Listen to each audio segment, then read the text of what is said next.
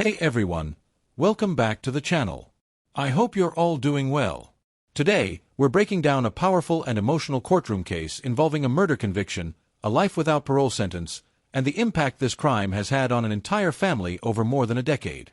We'll walk through the judge's sentencing decision and hear directly from the victim's loved ones as they reflect on justice, loss, and closure. All right, anything that needs to be heard from either side before I announce sentencing? Nothing from the state, Your Honor. Nothing more from the defense. All right, after having listened to the evidence, certainly the finder of fact is the jury. And the jury, in this case, determined that Miss Susan Ember was guilty of the 4 counts that she was charged with. I listened intently to the evidence and to the testimony of the witnesses as well as the family members from both sides. This sentence is based only on what the totality of the circumstances in this case was. This is in no way based upon any prior proceedings that took place. I invite attorneys from both sides to do what's necessary within the bounds of the law to advocate for their side. So I don't take offense ever to any requests for appeals or anything of that nature. This decision is based only on the impact that this death has had on the family, on the fact that this jury that was here determined her to be guilty on the charges, the heinous nature of the offense, the timing of this incident, as that the son, Mr. Ember's son, would come back to the home to this. There was a heart-wrenching scene from when he turned back from just a run to go pick up a girlfriend to the father being brutally murdered in his home under the conditions of him being ill. In other words, he was not taking into consideration anything about any poisoning, but he was in a delicate health situation. The judge states that the jury found Susan Ember guilty on all charges and that the sentence is based solely on the evidence, witness testimony, and the jury's verdict. She highlights the serious impact on the family, the brutal nature of the crime, and the fact that the victim was killed while already in poor health, making the offense especially severe. And for this crime to take place upon him while he was in a delicate medical situation, I think brings more harm or makes the crime more heinous. And based upon just the observation of all of the case from start to finish, count 1, malice murder, I sentenced Ms. Ember to life without the possibility of parole. Count 2, I sentenced her to life without the possibility of parole. Of course, those 2 charges wound into each other, so it's just one. The aggravated assault charge will merge. That would be the maximum of 20 years. And the gun charge, possession of a firearm during the commission of a felony, 5 years to serve consecutive to life without the possibility of parole. That sentence is not based on anything that happened in 2019 when I was in a completely different court. I didn't follow the case. I had no knowledge of the case at all. I had no communication with the prior judge about the case. This is a fresh look at the case, and I'm ruling in that fashion. There's no vindictiveness, just a fresh look at the case, and this is the case as I see it. Certainly, in terms of this issue about the license,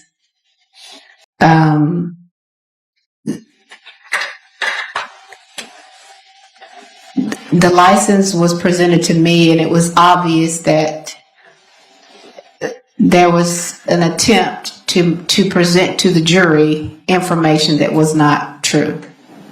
Now, whether or not, in any time that there's information that's unverified and you have reason to know that it's not true and you want to present it anyway, but that is not,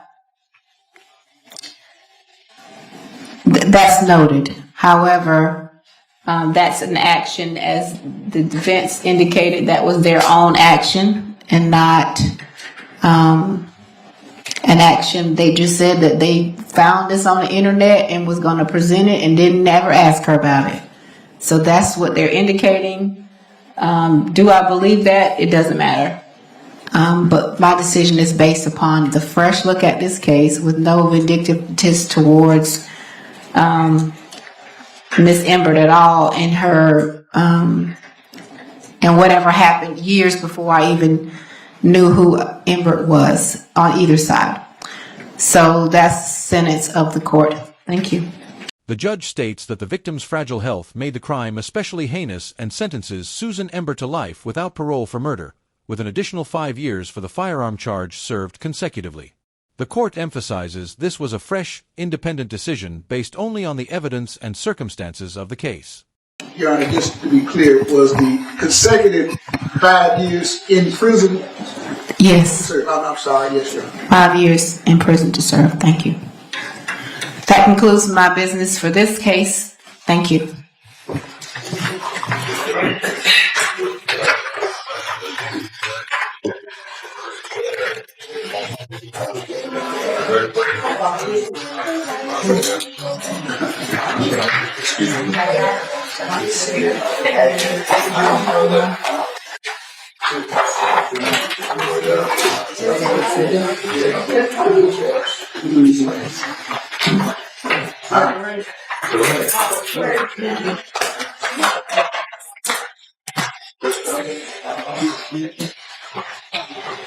All of them.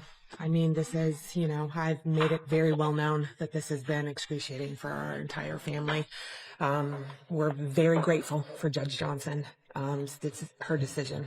So, life without parole and consecutive. So, my thoughts, I'll try to be nice, but die in prison. You've taken enough from us. Just sitting there while I was watching all of you through the hearing, I saw a lot of tears, like your statement, all of your statements. It was clear that just getting up there and talking was hard. Mm-hmm. Yeah. Well, it's hard when she's looking at you and you know what she did. And up until this point, whenever I looked at her, she wouldn't look at me. Did she look at you today? She did, and I told her pretty much what I think without being nasty. What did you see in her eyes? Nothing. Nothing. Nothing. After 12 years, I mean, you talked about this so much. After 12 years, does this feel like justice? The end of a chapter? From the judicial aspect, yes. Mm-hmm. This is the finality of justice. Mm-hmm. From a human being aspect, we're forever broken, Mm-hmm.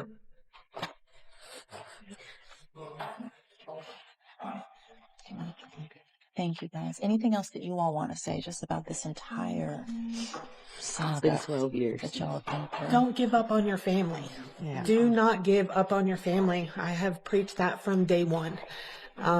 Doors will close in your face. Continue to go through with them. Don't give up on your family. Justice for Jake. We are so grateful. The Dougherty County District Circuit, their team, honorable Judge Victoria Johnson, remarkable. We are so grateful. We're grateful for everybody. We're grateful for the jury, and first and foremost, the Lord. We're grateful to God for everything. Yeah. Stay tuned for Jake's Law. Jake's Law. Can you tell us what that's about? Well, to be discussed and to be determined. But I am struck by, I mean, this is here in this courtroom because all of you all pushed for this. Yes. You pushed for changes. You We pushed for had a people lot to of take help, another but- look. Yeah. We did. You know, it's a team effort. There was not one single person in here, whether it be, I mean, even our support group, they're so substantial. Victims Over one, advocates. the victims advocates. Oh my gosh, they're They're wonderful. so special. They took you know? good care of us. Yes. I believe. Oh yes. Oh, there he is. And Lee Wilson, Southeast Legal Detection Investigation. I mean, creme de la creme. You could not ask for a better individual.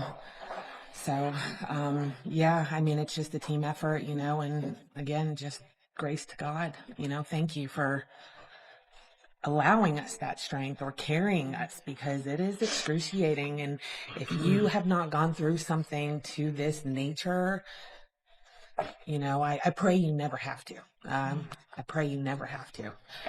So. Well, hopefully other people won't when they see it. Yeah. I will have one question. You know, they keep discussing appeals. What do we have to say to that?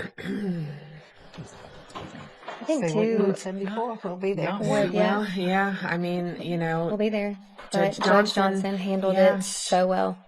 I Literally. agree. I mean, it was case law, and For that this is very reason. the backbone of this case now. I think if it's overturned, I'll be a little worried if Right. that was able to happen, honestly. Yes. I completely agree. Yeah, she did it right. But if She you did. do go to appeals, We'll be there. we'll see you there.